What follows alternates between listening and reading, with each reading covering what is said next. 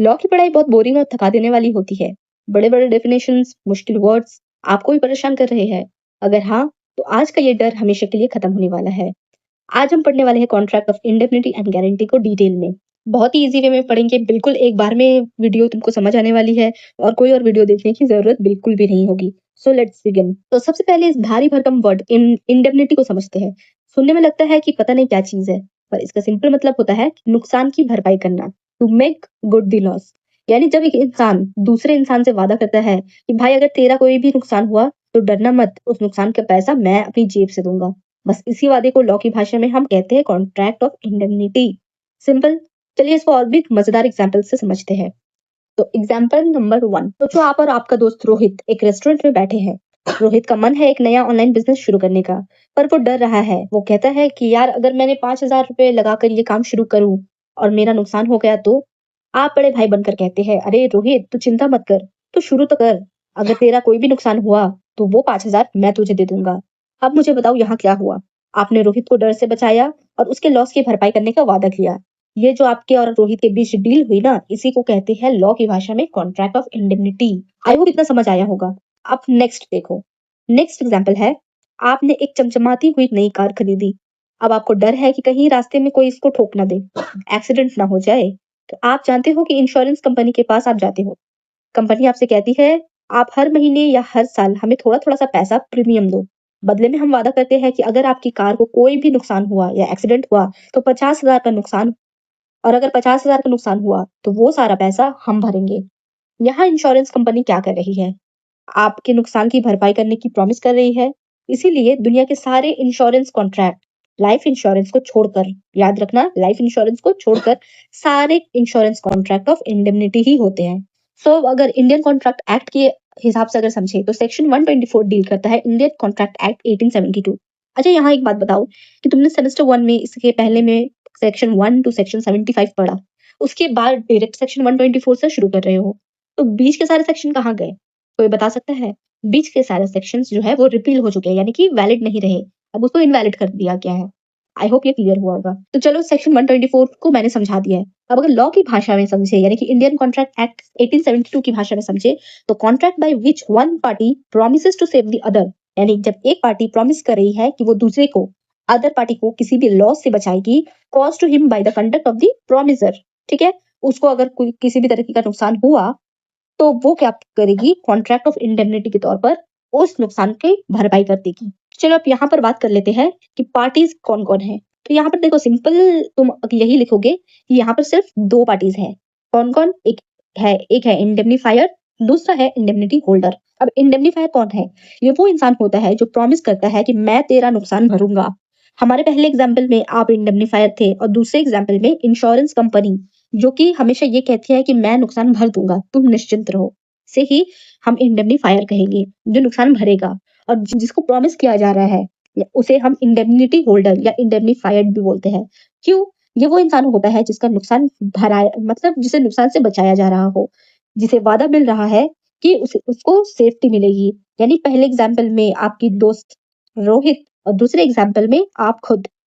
ठीक है? I hope ये आपको पूरी तरीके से क्लियर हुआ होगा। अब यहाँ पर एक चीज देखो, आपका क्या एक्चुअल लॉस होना जरूरी है? यहाँ बात को समझो। यहाँ पर एक बहुत इंपॉर्टेंट पॉइंट है जो दिमाग में फिट कर लो। इंडेमनिटी का केस तभी बनता है जब सच में कोई लॉस हुआ हो, यानी कि सच में कोई नुकसान हुआ हो। सोचो आपने कार का इंश्योरेंस करवाया, पूरा साल निकल गया, कार को एक खरोच तक नहीं आई। अब आपने तो इंश्योरेंस करवाई थी, तो क्या आप ये जाकर कहेंगे इंश्योरेंस कंपनी को कि, लाओ मेरे 50,000 मुझे वापस दो? बिल्कुल भी नहीं। जब तक सच में नुकसान नहीं होगा, तब तक आप, यहाँ पर एक रूल फॉलो होता है, no loss equals to no indemnity. यानी कि अगर लॉस नहीं हुआ तो कोई भी तरीके की सेफ्टी नहीं मिलेगी। अब यहाँ देख लेते हैं essentials of law of indemnity. अब देखो यहाँ पर एसेंशियल्स में बस तुम्हें यही लिखना है कि a contract of indemnity is like any other contract and must fulfil all the essentials of a valid contract. यानी कि जो एक वैलिड कॉन्ट्रैक्ट बनने के लिए जो जो एसेंशियल्स जो तुमने पहले भी पढ़े होंगे, वो सारे एसेंशियल्स आपको यहाँ पर भी लिखेंगे। जैसे कि consideration, free consent, competency of party, lawful object, lawful nature, ये सारा सब कुछ जो जो एसेंशियल है वैलिड कॉन्ट्रैक्ट के, वो सारे इसमें भी अप्लाई हो जाएंगे। अब यहाँ पर एक एग्जांपल देखो, एक्स ने, मान लो एक लड़का है एक्स, उसने वाई नाम के एक लड़के के पास गया वो, और उसने वाई को कहा कि तू एक काम कर, जेड का घर जला दे, और अगर तेरे खिलाफ कोई भी एक्शन हुआ या फिर जो भी होगा उसकी भरपाई मैं खुद कर दूंगा। वाई ने उसकी बात मान ली एक्स की, और वाई ने एक्स जेड का घर जला दिया। अब यहाँ पर उसने क्या किया, उसने एक्स से पैसे मांगे कि ला तू मुझे 10,000 दे, तेरे कहने पर मैंने वाई का घर जलाया, तो अब तू मुझे 10,000 दे। अब यहाँ पर एक्स ने मना कर दिया, तो क्या ये वैलिड होगा? क्या वो वाई अपना पैसा रिकवर कर सकता है? तो यहाँ पर सिंपल आंसर है नो। वाई अपना पैसा रिकवर नहीं कर सकता एक्स से। क्यों? क्योंकि यहाँ पर जो ऑब्जेक्ट है इनका वही तो अनलॉफुल है, यानी कि किसी का घर जलाना ये तो एक गलत बात है। तो लॉफुल ऑब्जेक्ट, लॉफुल कंसिडरेशन, हर कुछ लॉफुली होगा, और सारे एसेंशियल कंडीशन जब फुलफिल होंगे तभी ही वैलिड कॉन्ट्रैक्ट या फिर वैलिड कॉन्ट्रैक्ट ऑफ इंडेमनिटी मानी जाएगी। तो देखो तुम एसेंशियल्स में क्या-क्या लिखोगे, आंसर के पॉइंट ऑफ व्यू से मैं बता रही हूँ। पहला है there must be two parties, B है one of the parties must promise the other to pay for the loss incurred, यानी कि जो भी लॉस होगा उसका भरपाई मैं करूंगा, ये वादा कर रहा हूँ कोई। सी है द कॉन्ट्रैक्ट में बी एक्सप्रेस्ड और इम्प्लाइड, यहाँ पर एक चीज ध्यान रखना, एक्सप्रेसली भी बोलने से भी चलता है और इम्प्लाइडली, यानी एक्सप्रेसली मुंह से लिखकर बोलकर सब कुछ किया, और इम्प्लाइडली यानी इशारे कोई ऐसा जेस्चर बताया जिससे ये प्रूव हो जा रहा है कि हाँ कॉन्ट्रैक्ट ऑफ इंडेमनिटी हुआ था। डी है it must satisfy the essentials of a valid contract, यानी कि जो जो essentials of a valid contract जो मैंने तुम्हें पहले ही बताया वो सारे यहाँ पे छाप देना। नेक्स्ट है there must be a loss incurred, ठीक है, कोई लॉस जरूर होनी चाहिए। लास्ट है lawful object and lawful consideration, जो कि मैंने पहले ही समझा दिया।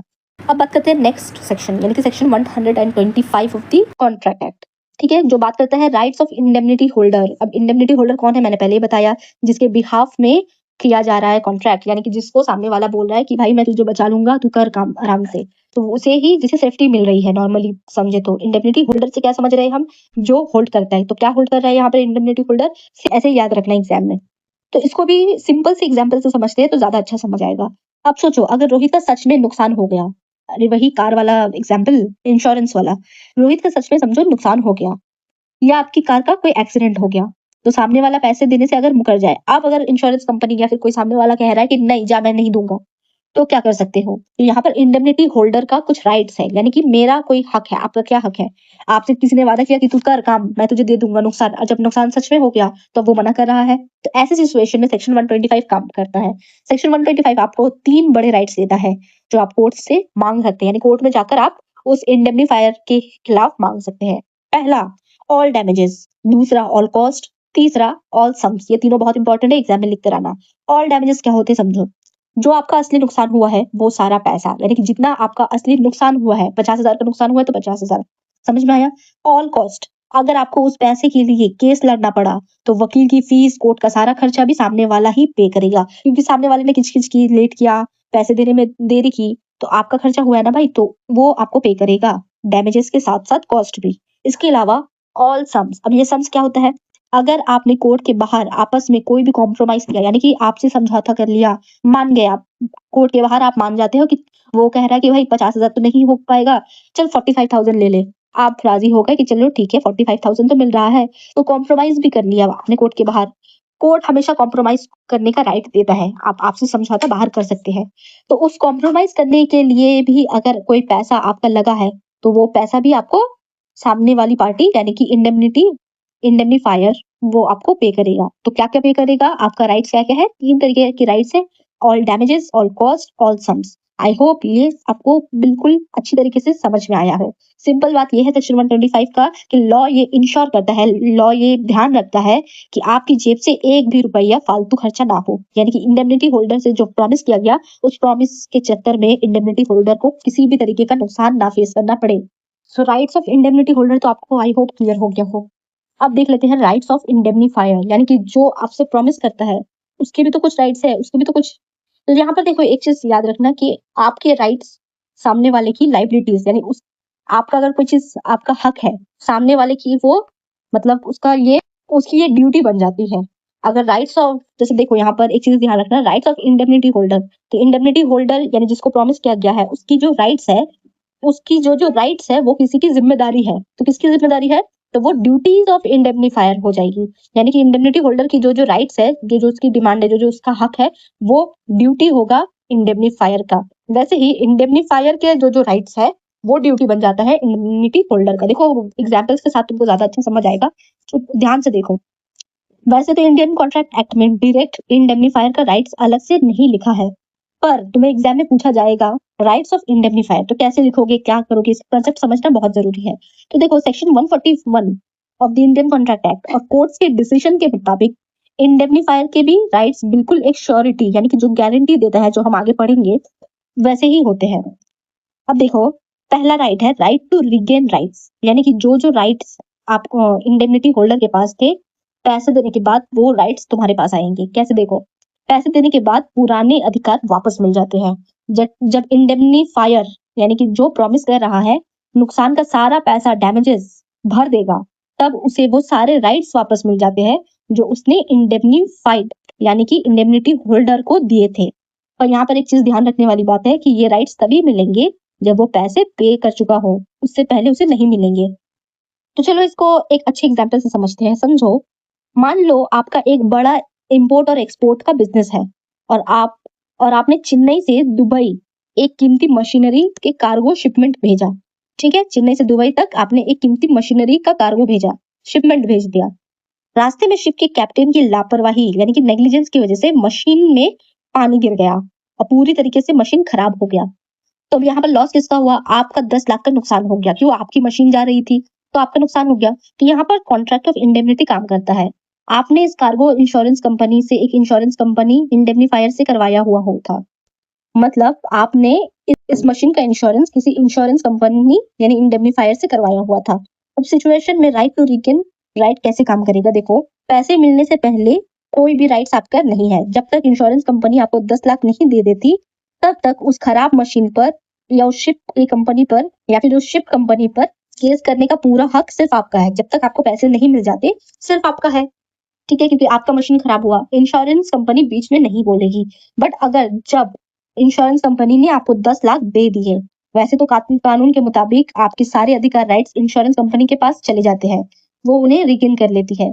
मतलब मशीन खराब होने के बाद जब कंपनी आपको सारा पैसा पेमेंट कर देती है, तब उस मशीन पर और उस शिप वाले कंपनी पर आप कौन सू कर सकता है? तो वो हक आपको मिल जा रहा है अब उस इंश्योरेंस कंपनी को। आई होप ये समझ आया होगा। अगर नहीं समझ में आया तो ऐसा समझो कि जो भी राइट आपके पास अभी है, आपका वो पैसा तब तक आपके पास राइट्स है। जब आपको सामने वाला जिसने आपसे प्रॉमिस किया था उसने आपको पैसा पेमेंट कर दिया, आपको अपना पैसा मिल गया, आपको अपने पैसे मिल गए, तो अब आपका उस चीज पर कोई हक नहीं बनता।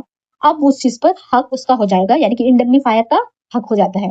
ठीक है, वैसे यहाँ पर इंश्योरेंस कंपनी का हक हो जाता है कि वो जो अपनी मशीन है या फिर वो जो शिप खराब हुई है, शिप कंपनी को वो कोर्ट में लेकर अपनी जो डैमेजेस है, मशीन की डैमेजेस जो शिप जिसने पानी फेंका है, उससे वो रिकवर कर सकता है। आई होप ये बिल्कुल अच्छे से क्लियर हो गया होगा। अब दूसरा एग्जाम्पल देखो, right to sue third party. ठीक है, थर्ड पार्टी अगर इंडेमनीफायर ने यानी इंडेमनीफायर जो कि प्रॉमिस कर रहा है, ठीक है, उसने इंडेमनिटी होल्डर के नुकसान की भरपाई कर दी है, तब उसके पास ये हक जाता है कि वो उस नुकसान की जिम्मेदार तीसरी पार्टी यानी किसी थर्ड पार्टी को सू कर सके। पहले वाले एग्जाम्पल में जैसे आप वो सू कर सकता है। पहले अगर जब तक मशीन का जो लॉस हुआ था उसको नहीं मिलती आपको नहीं मिलती थी, तब तक आपका राइट था, आप सू कर सकते थे जिसने पानी फेंका शिप कंपनी में। मगर जब आपको इंश्योरेंस कंपनी ने पैसा दे दिया, अब आप सू नहीं कर सकते। आपके बिहाफ में अब वो इंश्योरेंस कंपनी का हक हो गया। अब वो इंडेमनिटी होल्डर के तौर पर वहां पर सू करेंगे और उस शिप कंपनी से उस मशीन के सारे नुकसान का भरपाई वहां से चुकता करेंगे, पर आपका ये हक नहीं है। तीसरा आता है not bound for extra damages, फालतू का नुकसान ना देने का अधिकार। मतलब अगर इंडेमनिटी होल्डर को कोई ऐसा नुकसान हुआ है जो उनके बीच हुए कॉन्ट्रैक्ट ऑफ इंडेमनिटी के अंदर आता ही नहीं, तो इंडेमनीफायर कानून के मुताबिक वो एक्स्ट्रा पैसा देने के लिए बिल्कुल भी जिम्मेदार नहीं है। यानी कि आपके जो दस्तावेज है उसमें तो लिखा ही हुआ नहीं कि ऐसा भी नुकसान होगा तो हम भरेंगे। ये नुकसान नहीं लिखा हुआ था, फिर आपका कोई ऐसा नुकसान हो गया जो लिखा हुआ नहीं है। देखो एग्जाम्पल से, अब यहाँ पर देखो, एक इंसान दो दोस्तों के बीच में कॉन्ट्रैक्ट हुआ है कि वो अगर कोई सामान उसके घर में भेज रहा है, अगर इस बीच बारिश से उसका पानी या पानी वानी से उसका सामान खराब हो जाता है, ठीक है, तो वो क्या करेगा, उसका कंपनसेशन करेगा। तो ये कंपनसेशन का अमाउंट 20,000, समझो 20,000 का गुड्स था, सामान था 20,000 का, तो यही कॉन्ट्रैक्ट हुआ कि अगर बारिश या पानी से खराब हो जाता है तो हम देंगे। अब समझो बारिश हुई या फिर कुछ ऐसा हुआ जिससे भीग गया सामान, तो हम आपको कितना देंगे? 20,000 ही देंगे, क्योंकि 20,000 का डील हुआ था तो 20,000 ही पेमेंट होगा। बट समझे यहाँ पर कुछ एक्स्ट्रा भी 10,000 का नुकसान जो इंडेमनिटी होल्डर को हो गया। तो क्या अब इंडेमनीफायर उस 10,000 को भी भरेगा? बिल्कुल भी नहीं। सिर्फ उस 20,000 को जो कॉन्ट्रैक्ट में लिखा गया था और जिसमें लिखा गया था कि पानी लगकर जो भीगेगा बस उस गुड्स का सामान ही दिया जाएगा। बाकी जो 10,000 जो चोरी हो गया या किसी और वजह से आपका नुकसान हुआ, उसको देने के लिए इंडेमनिफायर की कोई भी लायबिलिटी नहीं है। यहाँ पर देखो चौथा आता है आपका लिमिटेड राइट टू स्यू, यानी कि केस करने की एक लिमिट होती है। इंडेमनीफायर जिसका राइट्स की बात कर रहे हैं हम, उसे इंडेमनीफायर तीसरी पार्टी पर सिर्फ उतने ही अमाउंट का केस कर सकता है जितना अमाउंट उसने एक्चुअली में इंडेमनिटी होल्डर को पे किया था। यानी कि अगर मैंने 20,000 पे किया था as a indemnifier indemnity holder को, तो सिर्फ 20,000 ही मैं अब दूसरे किसी से भी जिसको राइट अभी मुझे मिला है उससे मैं सिर्फ 20,000 को ही ले सकती हूँ। इससे ज्यादा मैं नहीं। 50,000 मैंने दिया इंडेमनिटी होल्डर को 20,000 और मैं थर्ड पार्टी को सू कर रही हूँ 50,000 का, तो ये ऐसा नहीं हो सकता। ठीक है, तो हमने क्या पढ़े? 4 राइट्स पढ़े इंडेमनीफायर की, जो आपको एग्जाम में लिखना है विद प्रॉपर केस लॉज से भी ऐड कर सकते हैं या फिर इलस्ट्रेशन से भी लिख सकते हैं। पहला है राइट टू रिगेन राइट्स, यानी पैसे देने के बाद पुराने अधिकार वापस मिल जाना। जो राइट्स इंडेमनिटी होल्डर के थे वो राइट्स अब इंडेमनीफायर के पास आ गई। राइट टू सू आ जाता है कि आप तीसरी पार्टी यानी किसी थर्ड पार्टी को केस करके पैसे निकलवा सकते हैं या फिर जो डैमेजेस आपके हुए हैं इंडेमनीफायर उसको निकाल सकता है। और थर्ड है not bound for extra damages, कोई भी फालतू नुकसान जितना कॉन्ट्रैक्ट में लिखा था उतने का ही नुकसान भरेंगे। और चौथा है लिमिटेड राइट, जितना हमने आपको नुकसान भरा, जितने इंडेमनिटी होल्डर को जितना नुकसान मैंने पे किया उतना ही मैं सामने वाले को सू करके अपना रिगेन कर सकती हूँ। तो यहाँ देखो हो गया इंडेमनिटी कंप्लीट। अब बात करते हैं कॉन्ट्रैक्ट ऑफ गारंटी। बहुत ही इजी है, अगर आपको इंडेमनिटी समझ में आ गई तो गारंटी 2 मिनट में समझ आ जाएगी। देखो क्या है, बस थोड़े से डिफरेंस का बात है। कॉन्ट्रैक्ट ऑफ इंडेमनिटी 124 में आता है, ये 126 में आता है। यहाँ पर देखो क्या है, ध्यान से सुनो, ये वर्ड भी दिन रात यूज करते हैं हम लोग। गारंटी आपने सुना ही होगा। गारंटी क्या होता है? देखो यहाँ पर 3 लोग काम करते हैं, ठीक है। जहाँ वहां पर 2 लोग थे इंडेमनीफायर और इंडेमनिटी होल्डर, यहाँ पर 3 लोग, एक है श्योरिटी, एक है प्रिंसिपल डेटर और एक है क्रेडिटर। अब ध्यान से सुनो, ये 3 आपको पार्टीज टू कॉन्ट्रैक्ट एग्जाम में लिखने पड़ते हैं। क्या है? 3 पार्टीज क्या रहेंगे? Person who gives the guarantee, यानी कि जो गारंटी दे रहा है, ठीक है, उसे हम क्या कहेंगे? जो गारंटी दे रहा है। ये वो महान इंसान होते हैं जो यहाँ पर बीच में आकर गारंटी दे रहा है कि मैं गारंटी ले रहा हूँ इसकी कि मैं पैसे दे दूंगा। तो ये बनता है श्योरिटी, जो गारंटी लेता है। क्रेडिटर जो पैसा दे रहा है किसी श्योरिटी के ऊपर भरोसा करके, ठीक है, इसे क्रेडिटर कहेंगे। प्रिंसिपल डेटर जो इंडेमनिटी होल्डर था वैसे ही प्रिंसिपल डेटर, ये वो इंसान होता है जो जिसको उधार दिया जा रहा है। ठीक है, अब एग्जाम्पल से समझते हैं, ज्यादा इजीली समझ में आएगा। देखो 2 एग्जाम्पल से समझते हैं कॉन्ट्रैक्ट ऑफ गारंटी खल्लासों का। देखो पहला एग्जाम्पल, आपका एक दोस्त है अमित, ठीक है, आपका एक दोस्त है अमित। अमित को एक अच्छा सा फोन खरीदना है, ठीक है। उसने फोन के दुकान पर गया, उसने मोबाइल शॉप पर जाते ही दुकानदार से कहा कि मुझे एक 10,000 का फोन दे दो। अब दुकानदार तो ये कहेगा, अरे भाई मैं तुम्हें क्यों दूं, मैं जानना पहचान, मैं तेरा मेहमान, तो क्यों देगा? बिना जान पहचान के कोई भी किसी को क्यों उधार देगा? आप ही अभी जाकर कहोगे कि आपको मिलेगा 10,000 का? बिल्कुल भी नहीं। तो यहाँ पर देखो, अब दुकानदार का एक दोस्त आ जाता है, ठीक है, दुकानदार का एक दोस्त जिसे दुकानदार भी पहचानता है और वो उसका दोस्त है। दुकानदार आप कहता है, वो दोस्त आकर कहता है कि भाई, अब समझो दुकानदार का जो दोस्त था वो कह रहा है, अरे ये मेरा दोस्त है अमित, उसे फोन दे दो प्लीज, अगर ये अगले महीने नहीं चुकता कर पाता है तो मैं दूंगा। यहाँ पर देखो गारंटी का मतलब ये नहीं है कि मैं ही दे दूंगा, ये नहीं है। अगर ये नहीं दे पाता, यानी कि प्रिंसिपल डेटर, यहाँ प्रिंसिपल डेटर कौन है? अमित। अमित क्योंकि जा रहा है 10,000 का सामान लेने, उसके पास पैसे नहीं है, उधार लेने जा रहा है। तो जो उधार लेने जाता है तो उसे हम कहते हैं प्रिंसिपल डेटर, ठीक है। जो श्योरिटी दे रहा है, तो यहाँ पर जो उसका दोस्त आया, ठीक है, शॉपकीपर का जो दोस्त है, वो जो मतलब गारंटी ले रहा है कि अरे तुम इसे 10,000 दे दो। अगर ये अगले महीने तक नहीं दे पाता है, अगर यहाँ पर एक कंडीशन रहती है कि अगर वो नहीं दे पाया तब मैं तुम्हें दे दूंगा, ठीक है। यहाँ पर एक चीज समझो कि वो कोई फ्री में नहीं दे रहा है, वो अभी उसके लिए जस्ट एक गारंटी, एक श्योरिटी दे रहा है। तो यहाँ पर उसका दोस्त बन जाता है श्योरिटी।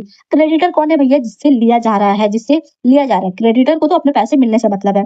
अब वो दुकानदार जो मोबाइल शॉप वाला था, क्योंकि उसका उसके दोस्त ने गारंटी ली है, तो वो अमित को पैसे दे देता है, यानी कि 10,000 का एक फोन दे ही देता है कि उसे मालूम है अगर अमित नहीं देगा तो श्योरिटी तो है उसी का दोस्त। तो यहाँ पर आपको आई होप समझ में आया होगा। यहाँ पर एक चीज ध्यान दो कि कोई भी किसी के लिए ऐसे नहीं करता है। यहाँ पर गारंटी अमित के जो दोस्त है, जो शॉपकीपर का दोस्त है, उसने गारंटी तो ले ली अमित के लिए कि अगर ये नहीं दे पाया तो वो देगा। तो सपोज 1 महीने बाद अमित नहीं दे पाता है, तो अब क्या करेगा? वो शॉपकीपर से पकड़ेगा उसके दोस्त को।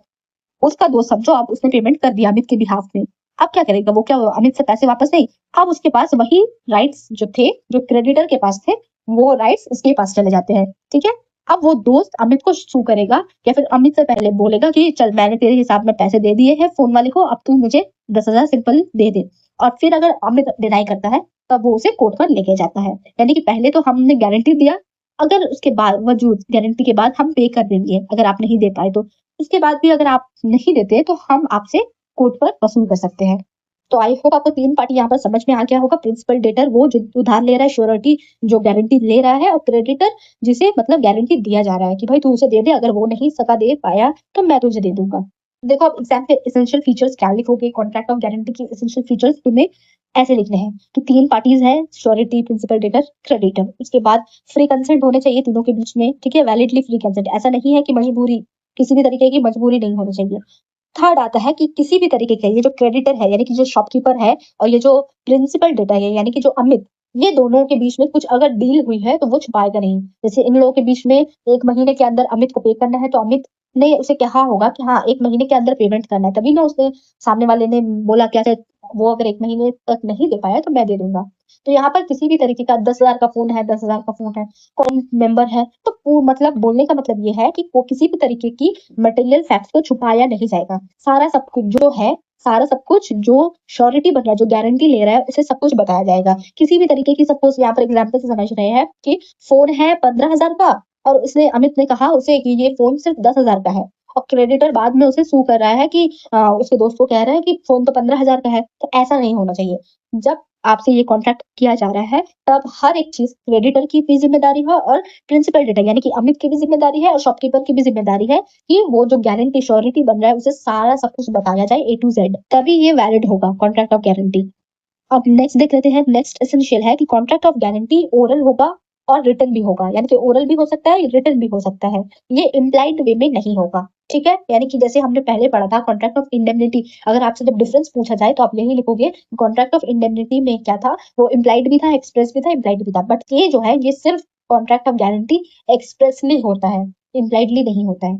नंबर 5 में आता है कि श्योरिटी का ऑब्लिगेशन, यानी कि जब श्योरिटी तभी उसके ऊपर ऑब्लिगेशन आएगा अगर प्रिंसिपल डेटर डिफॉल्ट करता है, यानी कि प्रिंसिपल डेटर यानी कि जो अमित है वो शॉपकीपर को यानी फोन वाले को पैसे नहीं दे पा रहा है, तभी 1 महीना हो गया पैसे नहीं दे पा रहा है, तब वो जो शॉपकीपर है उस श्योरिटी को बोलेगा कि वो पैसे नहीं दे पा रहा है, तुम दो। अगर प्रिंसिपल डेटर उससे पहले दे रहा है, वो खुद दे देता है, मान लो अमित खुद पे कर रहा है और अमित ने पूरा पैसा दे दिया, डिफॉल्ट नहीं किया, तो अब मगर क्रेडिटर यानी कि जो शॉपकीपर है उसे नहीं पकड़ सकता, ठीक है।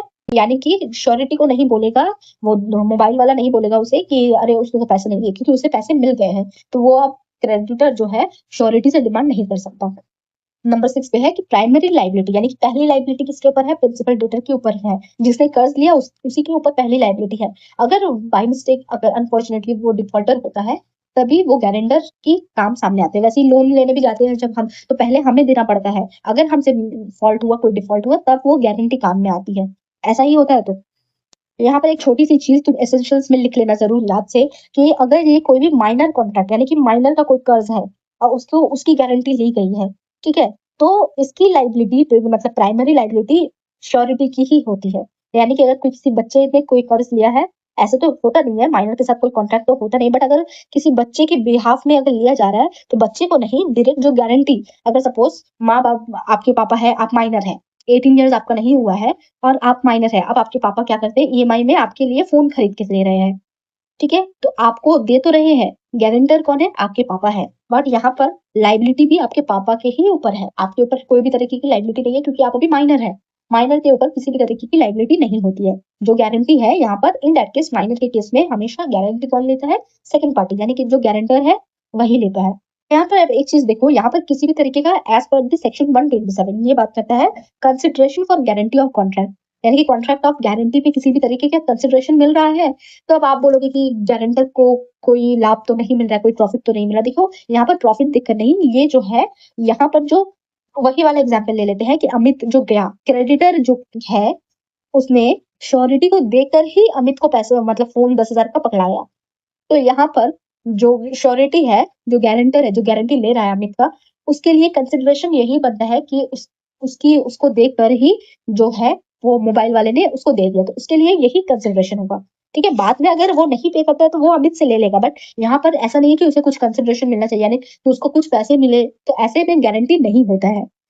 अब ऐसा क्यों होता है, तो एग्जाम में जरूर लिख कर आना, purpose of contract of guarantee क्यों किया जाता है, तो ये देखो एक सिक्योरिटी प्रोवाइड करता है और एक ऑनेस्टी और गुड कंडक्ट जो होगा एम्प्लॉय का सर्विस कॉन्ट्रैक्ट में होता है, ठीक है। तो ऐसे ही नॉन पेमेंट ऑफ डेट ना हो, इसीलिए ये किया जाता है। इसका मतलब बिल्कुल भी ये नहीं है कि जो गारंटर है उसको कंसिडरेशन या फिर यहाँ पर उसको कुछ मॉनेटरी प्रॉफिट या फिर किसी भी तरीके का कुछ प्रॉफिट मिल रहा हो। अगर इन दैट केस अगर वो होता है तो वो सही नहीं होगा। ठीक है? आप जो कर रहे हैं, आप किसी के लिए गारंटी ले रहे हैं, तो ये आप एक being a good person, good conduct, यानी कि आप एक अच्छे इंसान हैं, इसलिए आप गारंटी ले रहे हैं। ठीक है? आपको बदले में कुछ मिल रहा है तब आप गारंटी ले रहे हैं, तो ये कॉन्ट्रैक्ट ऑफ गारंटी नहीं बनेगा। ठीक है? तो ये वीडियो यहीं पे एंड हुई गाइस। आई होप आपको पूरी तरीके से अच्छे से contract of indemnity and guarantee समझ में आई होगी। अगर कहीं पे कोई डाउट है या अगर आपको किसी और सब्जेक्ट में या टॉपिक में आपको कोई भी वीडियो चाहिए हो, हेल्प चाहिए हो, तो आप मुझे कमेंट में बिल्कुल आराम से बताइए। और ये वीडियो आपको कैसी लगी या कहीं पे कोई कमी लगी, आप मुझे हर चीज़ अच्छे से बता सकते हैं कमेंट में। तो मिलती हूँ आपसे नेक्स्ट वीडियो में। Till then take care, good bye.